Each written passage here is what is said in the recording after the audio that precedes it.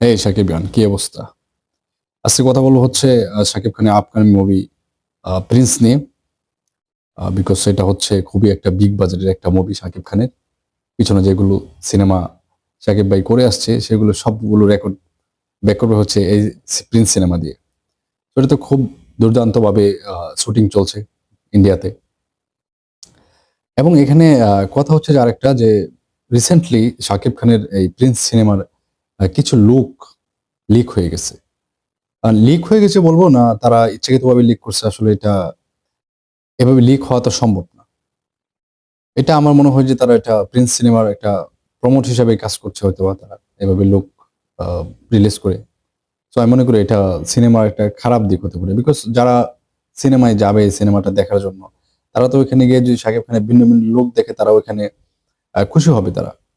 এখন যদি এভাবে একের পর এক লোক যদি এভাবে লিক হয়ে যায়, তাহলে এটা আসলে সিনেমার উপরে একটা ভালো প্রভাব পড়বে না। তো যাই হোক, সিনেমার শুটিং তো খুব দ্রুত গতিতে চলছে। আশা করি যে সিনেমাটি খুব ভালো হবে। আমরা আশা করি। এবং যারা সাকিবিয়ান রয়েছে, তোমাদেরকে বারবার বলছি যে প্লিজ, প্লিজ, প্লিজ আমার এই পেজটা ফলো করে দাও। বিকজ তোমাদের সাপোর্ট ছাড়া আমি মনে করি না যে এই পেজ দিয়ে উপরে ওঠা যাবে। একটা ভিডিও বানানোর অনুপ্রেরণা পাওয়া যায় তোমরা যদি সাপোর্ট করো। প্রিন্স সিনেমা এখন খুব দ্রুত গতিতে এগিয়ে যাচ্ছে এবং আমি চেষ্টা করছি যে প্রিন্স সিনেমার সাথে কিছু যোগাযোগ রাখার জন্য। ঠিক আছে? আমি কয়েকজনের সাথে কথা বলেছি। তারা সঠিক এখন বলতে পারতেছে না। খুব শীঘ্রই একটা আপডেট নিয়ে আসবো আমি।